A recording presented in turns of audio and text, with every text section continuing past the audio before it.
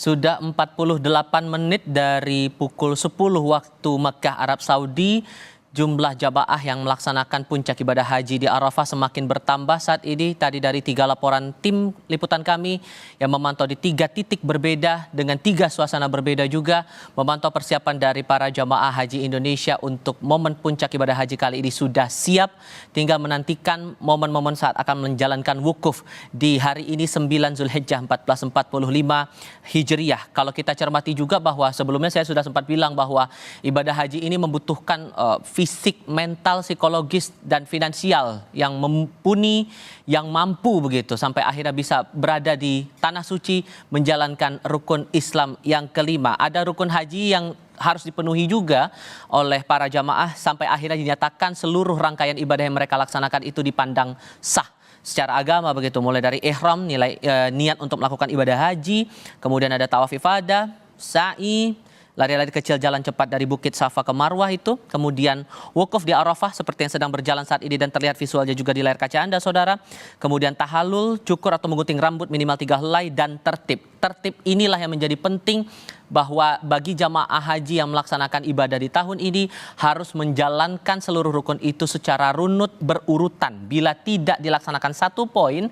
atau tidak melaksanakan secara berurutan maka ibadah menjadi tidak sah. Pertanyaannya kemudian, apa yang menjadi esensi dari pelaksanaan ibadah haji kali ini? Kita akan coba bahas hal ini, terutama soal tahapan-tahapan haji dan pelaksanaan puncak haji ini bersama dengan Imam Besar Masjid Istiqlal Nasaruddin Umar. Pak Nasaruddin Umar, tadi kita sudah lihat suasananya begitu ramai, tidak hanya jamaah haji Indonesia tapi jamaah haji seluruh dunia berkumpul di satu titik di momen puncak pelaksanaan ibadah haji. Tapi kalau kita merujuk lagi dari esensi haji itu sendiri, apakah ini bisa dikatakan sebatas untuk ibadah rutin atau ada esensi lain yang harusnya dipahami juga oleh para jamaah haji saat menjalankan ibadah itu? Baik, para pemirsa ya, ibadah haji itu sebetulnya adalah ilustrasi. Ya. Ilustrasi maksudnya kita melakukan proses napak tilas untuk memperingati kisah kejatuhan nenek moyang kita Adam, Hawa ya. Jatuh dari langit kebahagiaan, turun ke bumi penderitaan, dan tentu akan berusaha untuk naik kembali ke kampung halaman rohani di sana, di surga itu. Karena manusia itu kan sebetulnya makhluk surgawi ya, yang diciptakan di surga, dan kita di sini jatuh dan upaya kembali ke atas itu. Nah, pelaksanaan ibadah haji ini adalah suatu napak tilas ya. Jadi kita akan mempelajari rute kita kembali ke sana itu dengan cara mengingatkan apa-apa yang kita akan lakukan secara simbolik di kota Mekah. Ya, seperti kita ketahui bahwa Nabi Adam dan Hawa itu dulu diciptakan di surga ya, dan diminta bersenang-senang di surga, kecuali satu, wala taqrabah hadis syajarah, jangan sampai nanti mendekati pohon khuldi ini. Bukan saja didekati tapi bahkan dimakan. Itu karena provokasi iblis ya. Kenapa Anda dilarang makan ini? Karena kalau kau makan ini berarti Anda akan abadi di surga. Dari akar kata khaladah, ke pohon keabadian. Kami makan ini karena kami itu tinggal di sini tetap. Ya, iblis berusaha menggoda Adam tapi enggak mempan. Tapi mencoba menggoda untuk istrinya. Ayo makanlah bang. Kata enakan di sini kan kayak pengantin baru seterusnya nantinya kan. Tapi kita enggak perlu meratapi masa lampau itu. Ada hikmahnya kita jatuh ke bumi. Seandainya kita enggak jatuh ke bumi, kita enggak ada di sini kan. Adam dan Hawa tidak bisa beranak pinak di surga. Maka itu tempat beranak pinak itu di bumi ini. Jadi kita jangan meratapi masa lampau, kok kenapa nenek moyang kita berdosa, gara-gara Adam dan Hawa sampai kita ini menderita dan seterusnya, dosa warisan kira-kira seperti itu ya. Nah bagi kita ya umat Islam, kita malah ya bersyukur semuanya ada hikmahnya kan. Tanpa Adam dan Hawa itu turun ke bumi, kita nggak ada di sini. Justru tempat bumi ini adalah tempat beranak pinak. Nah, ketika Adam dan Hawa itu turun ke bumi, yang paling pertama dia minta itu bukan minta makan, bukan minta minum, bahkan bukan minta pakaian, karena kan mereka itu keduanya telanjang kan. Dia hanya menggunakan dedaunan pada waktu itu menutupi auratnya. Tapi yang paling pertama dia minta itu rumah pertobatan. Ya, seperti halnya ketika Allah menurunkan malaikat dari Arasy ke Baitul Ma'mur. Ya, Allah membangunkan Baitul Ma'mur, malaikat itu untuk ditempati mereka itu bertawaf ya. Nah, sejarah tawaf ini kalau boleh saya ceritakan sedikit ya, bahwa tawaf itu adalah ibadah formal pertama sebagai hamba ya. Ini ceritanya ketika malaikat itu mempertanyakan kebijakan Allah dan juga menepuk dadanya seolah-olah dia adalah ahli ibadah. Wa idh qala rabbuka lil malaikati inni ja'ilun fil ardi khalifah qalu ataj'alu fiha may yufsidu fiha wa yasfiku dima. Ya, kenapa engkau akan menciptakan pendatang baru namanya manusia? Bukankah manusia nanti itu akan melakukan pengrusakan alam dan pertumpahan darah? Ini prediksi malaikat, dan sudah terbukti semuanya kan. Dan bukankah kami yang senantiasa beribadah, ya, mengabdi kepadamu? Jadi pertama itu enggak masalah, tapi yang seolah-olah membuat Allah itu sebagai apa ya, tanda kutip tersinggung ya. Kenapa Anda menepuk dadanya sebagai ahli ibadah? Wa nahnu nusabbihu bihamdik wa nuqaddisu lak. Begitu redaksi itu habis diucapkan oleh malaikat, langsung Allah menyapa, inni a'lamu ma la ta'lam. Aku sesungguhnya lebih tahu daripada kalian. Nah, setelah itulah malaikat menyesali kelancangannya, kecongkakannya pada waktu itu di mata Allah ya. Mereka itu bertawaf mengelilingi arasy, menangis sambil ya menyesali, kok kenapa kami lancang mengatakan hal seperti itu di hadapan Allah.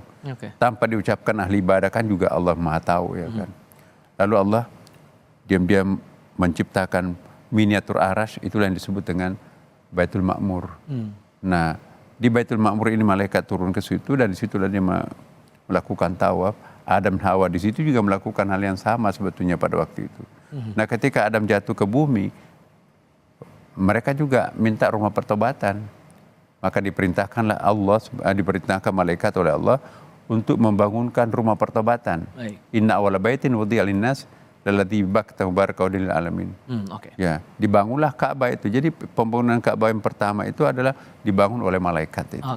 Kita sebentar dulu, kita coba lihat dulu visual terbaru saat ini. Apa yang bisa digambarkan dari kegiatan para jamaah saat ini di sana nih, Pak Umar? Apa yang bisa dijelaskan dari kegiatan mereka ini, Pak Umar? Ya, inilah Bukit Arafah ya kan. Disinilah tempat perjumpaan antara Adam dan Hawa. Ya, karena dalam satu riwayat ya, nenek moyang kita itu Hawa itu jatuhnya di Jeddah, maka itu disebut dengan Jeddah, itu nenek sebetulnya ya. Sedangkan Adam ada yang mengatakan ke Afrika, ada juga yang mengatakan tidak jauh dari situ. Akhirnya berjumpalah pasangan ini, Adam dan Hawa ini itu di puncak Arafah itu ada semacam monumennya. Maka itu disebut Arafah, di situ tempat perjumpaan. Arafah itu saling berjumpa kembali. Nah, dari situlah Adam dan Hawa itu mohon kepada Allah agar dibangunkan rumah pertobatan tadi. Maka itu dia bergeser sedikit dan disitulah ada Ka'bah. Ka'bah ini dibangun di bawah ibarat tusuk sate dari atas ya, dari arasy. Di sana Tuhan turun ke Baitul Ma'mur dan turun ke bawah itu adalah persis Ka'bah. Maka itu Ka'bah ini sekarang ini bukan hanya tempat tawafnya para manusia ya, tapi juga malaikat dan jin juga ikut tawaf di situ. Itu ada riwayatnya itu kan. Jadi malaikat bumi tidak perlu naik ke atas untuk melakukan tawaf di Baitul Ma'mur. Mereka juga melakukan tawaf di Ka'bah di sini karena ini miniatur arasy, sama-sama miniatur arasy. Dan biasanya mereka melakukan doa-doa, memanjatkan doa-doa, atau ada doa khusus sebetulnya yang dipanjatkan saat berada di tempat itu? Oh iya, di tempat-tempat tertentu itu memang ada doa-doanya khusus ya kan. Terutama sekarang ini kan sedang wukuf di Arafah ya. Saya kira sebentar lagi akan ada khutbah ya. Nah, di situ kalau kita lihat dalam buku manasik haji, doa yang paling panjang itu adalah doa ketika kita wukuf di Arafah. Karena apapun yang kita minta di padang Arafah itu ada jaminan Allah. Bahkan sampai ada hadis Nabi dalam sebuah riwayat mengatakan begini, apakah hambaku mengira aku Tuhan maha pelit sehingga di padang Arafah meminta aku setidak penuhi permintaannya. Jadi logikanya apapun yang kita minta di padang Arafah itu insya Allah Tuhan akan memenuhi. Tapi sekali lagi, teori pengabulan doa Tuhan itu tidak seperti apa yang kita bayangkan. Nah itu. Ya kan? Boleh jadi menurut kita itu, ini bayar cash and carry ya kan? Enggak. Tuhan itu kadang-kadang maha tahu lah. Hey, kalau aku turunkan ini permohonanmu, kamu hanya menjadikannya sebagai kebutuhan sekunder. Justru yang akan membutuhkan ini sebagai kebutuhan primer adalah anakmu yang akan datang. Jadi kita nggak dapat doa itu, tapi anak kita yang dapat. Semuanya orang kan cinta anak itu kan. Anakmu nanti akan menjadikannya kebutuhan primer. Nah itu salah satu hikmahnya. Maka itu pengabulan doa itu boleh jadi penolakan, tapi penolakan doa itu juga boleh jadi penerimaan. Oke. Nah itu maksudnya apa? Ada orang minta jodoh, jodoh dan jodoh terus menerus siang dan malam habis sholat. Nih ambil jodoh ini. Oke. Akhirnya jodohnya itu kan sebetulnya bukan yang berkah yang diperoleh itu. Nah penolakan doa itu boleh jadi mungkin pengabulan kita. Hei, kami tidak penuhi itu.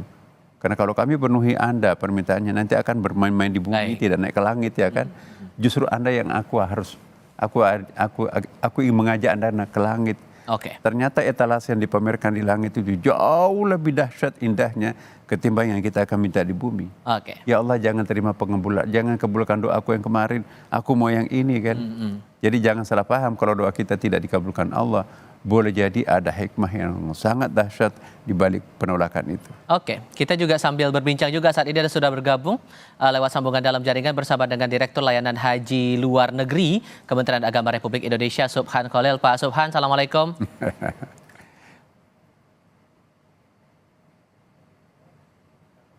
Pak Subhan, halo. Halo. Oke, sudah terdengar suara saya Pak ya? Dengar ya. Oke, boleh dijelaskan lebih lanjut Pak untuk keadaan dari pelaksanaan haji hari ini untuk puncak ibadah haji kali ini apa yang bisa dijelaskan pemerintah Pak? Baik, Bismillahirrahmanirrahim. Hari ini tepat tanggal 9 Zulhijjah tahun 1445. Ya, sekarang pukul 11.05 waktu para jamaah sudah seluruhnya sudah berada di tenda-tenda di Arafah dan bersiap untuk di wukuf pada Arafah. Berjamaah mempersiapkan masjid-masjid di tenda yang sudah disiapkan masing-masing lokasi, siap mengikuti prosesi upacara wukuf untuk di tenda usia ini, mulai dengan bacaan ayat Al-Quran dan kemudian sambutan yang Mohon maaf Pak Subhan, boleh didekatkan sedikit mikrofonnya biar bisa kami mendengar suara Bapak dengan jelas Pak, mohon maaf. baik. Sudah bisa dengar Mas? Oke, silakan Pak. Ya. Untuk di tenda misi haji di Arafah ini, prosesi wukuf akan dimulai bacaan ayat Al-Quran, lalu kemudian besar yang sambutan Ketua Komisi 8 DPR RI, kemudian sambutan Menteri Agama Indonesia, kemudian khutbah wukuf yang kemudian diakhiri dengan sholat zuhur dan sholat asar secara jamaah qashar. Lalu kemudian doa wukuf. Nah, pada saat ini cuaca cukup panas. Dalam monitor kami menunjukkan 45 derajat Celcius. Alhamdulillah, fasilitas layanan tenda dilengkapi dengan pendingin udara yang cukup dengan semua menjadi kenyamanan para jemaah bisa melaksanakan puncak penyelenggaraan ibadah haji yaitu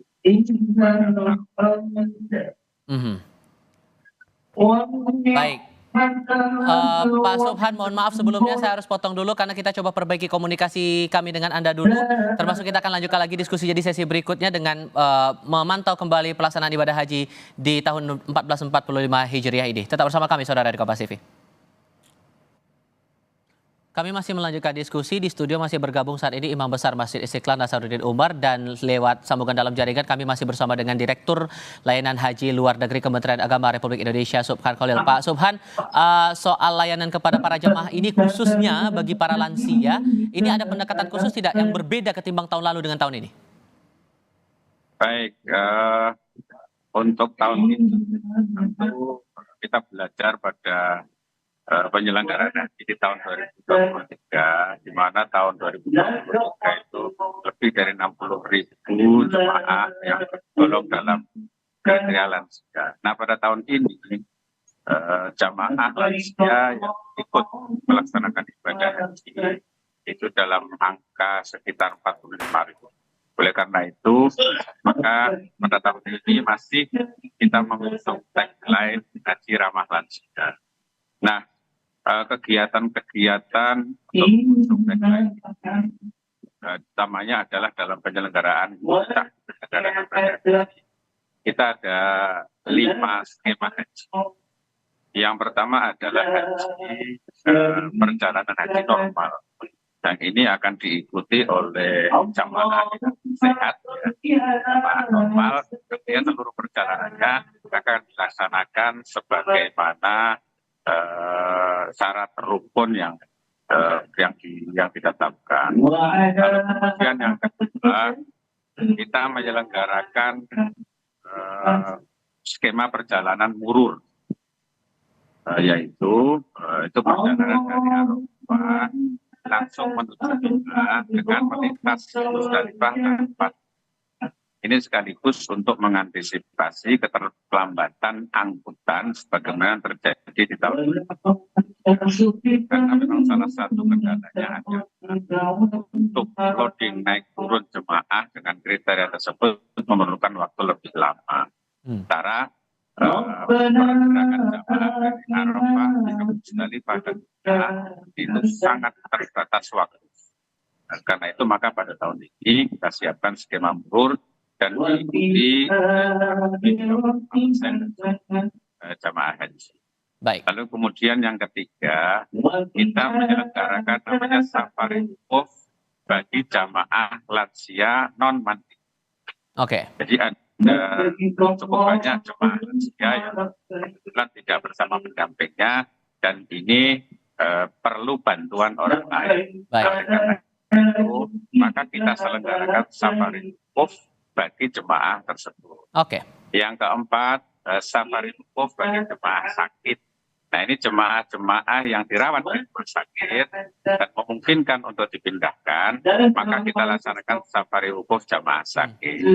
Yang terakhir, bagi jemaah yang meninggal sebelum wukuf dan jemaah yang secara medis tidak mungkin untuk dipindahkan dari rumah sakit, maka kita laksanakan badal haji. Itu Mas kira-kira seperti itu. Dan harapannya semoga prosesnya bisa berjalan dengan lancar. Pak Subhan Khalil selaku Direktur Layanan Haji Luar Negeri Kementerian Agama, terima kasih banyak sudah mau berbagi informasi kepada kami di Kompas TV kali ini. Saya selalu untuk Anda dan teman-teman di Kementerian Agama di sana, ya. Assalamualaikum. Waalaikumsalam warahmatullahi wabarakatuh. Kita masih melanjutkan diskusi juga bersama dengan Imam Besar Masjid Istiqlal Jakarta, Pak Nasaruddin Umar, dengan rangkaian proses untuk puncak haji ini, Pak Umar. Setelah tahap demi tahap, proses demi proses apa yang bakal dihadapi oleh para jamaah ini sebetulnya? Iya, pertama-tama saya kira kita harus memberikan apresiasi terhadap pemerintah kita ya. Karena 241.000 jamaah haji Indonesia, bayangkan banyak itu. 1/5 dari totalitas jamaah haji dunia itu adalah dari Indonesia. Ya, dari lebih dari 2 juta umat Islam di Padang Arafah hari ini, 1/5 diantaranya itu adalah umat Islam dari Indonesia. Tetapi alhamdulillah dari tahun ke tahun kita itu selalu mendapatkan apresiasi sebagai penyelenggara ibadah haji yang paling tertib ya. Nah, ini banyak sekali negara-negara minta studi banding ke Indonesia tentang metode dan manajemen pelaksanaan ibadah haji di Indonesia ini. Kita sudah berusaha sebetulnya untuk memberikan persembahan yang terbaik pada para hujjah, para jamaah haji, tapi ya manusia biasa juga masih kadang-kadang juga ada yang luput-luput sedikit lah. Tapi kalau kita bandingkan dengan jamaah haji lain, nah itulah. Maka itu mungkin kita bisa memahami mengapa salah satu hal yang sangat penting itu tertib ya. Kalau boleh saya mengartikan lain, tertib itu sebetulnya adalah kedisiplinan. Kalau segalanya disiplin, di sini disiplin di tanah air ya, penyelenggara di lapangan disiplin, pemerintah Saudi Arabia juga disiplin, maka sebetulnya paling gampang diatur itu jamaah haji itu kan mereka itu semuanya pasrah ya, dengan penuh kepasrahan mereka akan menunaikan ibadah hajinya dengan segala macam kepasrahan kepada Allah, dan akan menjadi pemaaf pada masa itu. Yang cuma muncul masalah ya kalau misalnya ada hal-hal yang keluar dari rel kedisiplinan tadi itu. Ya. Seperti? Misalnya tidak konsisten, ada kemahnya terutama di Mina nanti kan, ada kemahnya, di jauh kan, aku pingin di dekat sini aja supaya dekat dengan jamarat ya tempat pelemparan. Akhirnya kan mampir di kemahnya orang ya kan, makanannya orang juga kadang-kadang ya diambil, toiletnya orang dipakai, akhirnya orang yang ada di tempat itu merasa terusik gitu kan. Nah ini faktor kedisiplinan. Nah misalnya kendaraan, mestinya kan satu kali kendaraan itu ngantuk itu. Tapi karena mungkin cari uangnya, balik lagi, ngambil lagi penumpang-penumpang seperti dulu. Tapi ini saya apresiasi ini kali ini ya, karena itu ada penyegelan ya kan. Jadi penyegelan itu nggak bisa lagi sopir bus itu untuk orang sembarangan masuk ya, begitu kan. Nah dulu kan memang kadang-kadang apa yang menyebabkan tahun 2023 itu bermasalah, karena mau pergi ke kota menjemput lagi jemaah haji, pas pulangnya nggak bisa lagi. Nah giliran untuk berangkat ke tahap berikutnya, jamaah hajinya nggak bisa lagi karena busnya nggak bisa masuk lagi kan. Nah jadi saya kira penerapan konsep segel dari pemerintah Saudi Arabia itu perlu diapresiasi itu. Termasuk juga ini karena tadi sudah menyinggung soal keamanan keselamatan para jamaah, kami juga punya satu informasi di sini. Ada yang berbeda sebetulnya dari pelaksanaan puncak ibadah haji tahun ini, saudara. Demi keselamatan jamaah haji berisiko tinggi seperti yang berusia lanjut dan penyandang disabilitas tidak perlu bermalam, melainkan hanya melintas atau murur di Musdalifah. Iya. Sehat tapi pinggang tulang masih sakit. Sakit ya. Dan tahan duduk lama, bentar terbaring gitu. Nenek Sapura masih semangat melaksanakan rangkaian ibadah haji. Walau raga tak lagi muda, nenek usia 71 tahun ini masih kuat untuk mengikuti ibadah haji secara normal. Nenek asal dusun Paru di Sambas, Kalimantan Barat ini akan mengikuti safari wukuf di Arafah. Terus pelayanannya sama petugas gimana, baik? Apa aja yang pernah dilayani, Nek? Ingat nggak, Nek? Dibantuin apa aja, Nek? Inilah kalau sudah 2 hari sekali diperiksa terus. Selalu memantau ya? Iya, sering memantau, sering diperiksa darah. Diperiksa, Nenek. Baik banget berarti ya? Iya, memang sangat baik. Semangat ya. Sangat ya pasti ya. Semangat dong. Berbeda dengan tahun-tahun sebelumnya, pemerintah menyiapkan skema murur atau tak bermalam saat mabit di Musdalifah. Demi keselamatan, jemaah yang punya resiko tinggi seperti lansia dan difabel hanya melintas di Musdalifah. Pemeriksaan kesehatan pun rutin dilakukan tenaga kesehatan haji kloter atau TKHK, termasuk sebelum diberangkatkan ke Arafah. Ikut udah otomatis Pak kemarin karena termasuk resti. Ya gitu Pak. Lebih tenang. Saya lebih tenang karena saya berpikir kalau nanti nggak murur lumayan juga. Saya sendiri belum tentu mampu karena kan perjalanan yang begitu besar ya, panjang.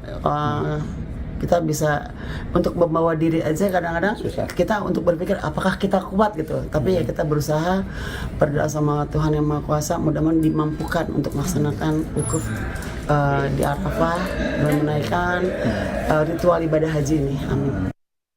Berdasarkan data Kementerian Agama, murur atau melintas adalah bermalam dengan cara melintas di Musdalifah setelah menjalani wukuf di Arafah. Jemaah haji dengan skema murur akan berangkat dari Arafah menggunakan bus berkapasitas 60 jemaah sekitar pukul 19 waktu Arab Saudi. Saat berada di kawasan Musdalifah, jemaah tetap berada di dalam bus atau tidak turun dari kendaraan. Dijadwalkan ada 4 bus dalam setiap 4 trip yang berhenti sejenak di Musdalifah. Selanjutnya, bus akan membawa mereka ke Mina. Petugas haji menyiapkan kuota 55.000 orang untuk jemaah murur dan pendamping. Terdiri dari 2 orang dokter dan 2 orang perawat,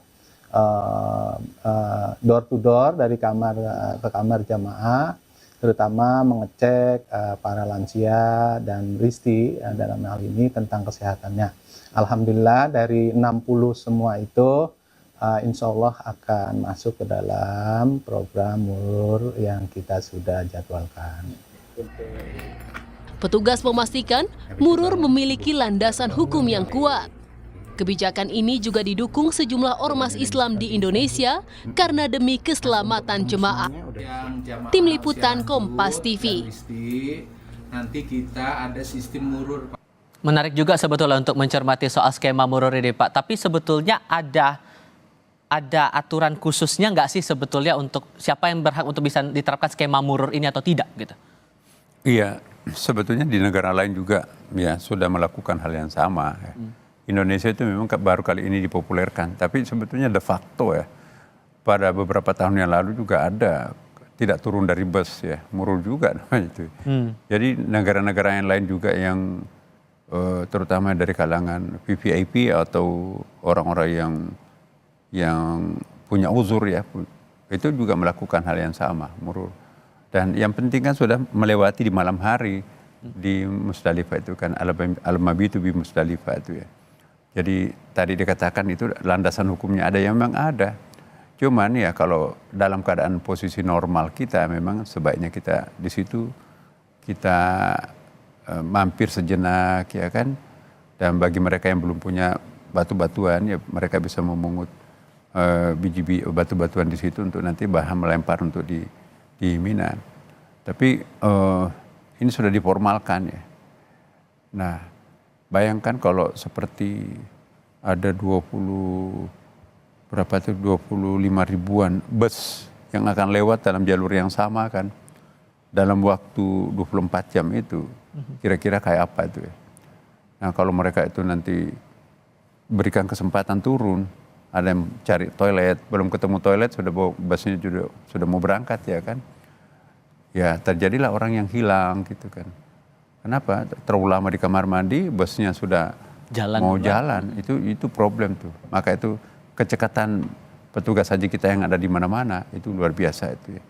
Inilah yang dicontoh oleh petugas ibadah haji di negara-negara yang lain. Dalam posisi yang sebanyak begini, tapi bisa mengeliminasi kehilangan jamaah. Ya, padahal orang tua sampai 70 sekian tahun tadi kan, ada bahkan 80 sekian tahun, jumlahnya banyak tuh. Nah jadi ini saya kira pengalaman Indonesia ini ditiru oleh banyak negara. Tetapi sekali lagi Indonesia tetap harus berkreasi menciptakan sesuatu metode yang paling bagus untuk keamanan dan juga safety-nya jamaah kita di perjalanan itu ya. Seperti tadi, ya sangat bagus itu misalnya penyegelan pintu-pintu bus. Jadi tidak ada lagi penumpang liar yang masuk di mobil kan. Nah, kadang-kadang penumpang yang kita mau nolak kan Indonesia juga kan. Nah, jadi saya kira inilah administrasi yang sangat bagus. Nah kita nggak tahu, mudah-mudahan sampai akhir nanti ini kan kita kan belum tahu ini. Bayangan saya nanti itu pasti akan banyak bermasalah, terutama mereka yang tidak menggunakan visa haji. Bukan hanya dipulangkan ya, deportasi kemarin, tapi negara-negara yang lain mas, banyak sekali itu ya, dari Mesir, dari Afrika itu banyak sekali yang nginapnya di pinggir-pinggir gunung. Nah kalau itu nggak bisa masuk tanpa ada pemeriksaan yang ketat itu saya bayangkan itu pasti akan gagal melaksanakan ibadah haji karena wukuf Arafah itu kan adalah salah satu rukun haji. Itu juga akan kita coba singgung di segmen berikutnya, termasuk evaluasi atau mungkin pandangan dari Pak Umar juga soal pelaksanaan atau penanganan bagi para lansia yang banyak sekali untuk setiap ibadah haji, terutama di tahun ini pun juga terbilang cukup banyak begitu. Apakah untuk penanganannya sudah dirasa maksimal atau mungkin Pak Umar juga punya masukan sendiri soal ini untuk penerapan di beberapa hari ke depan begitu, karena prosesnya juga masih akan berlangsung sehingga nanti begitu selama proses pelaksanaan ibadah haji di tahun ini. Nanti kita akan lanjutkan diskusinya usai jeda berikut ini.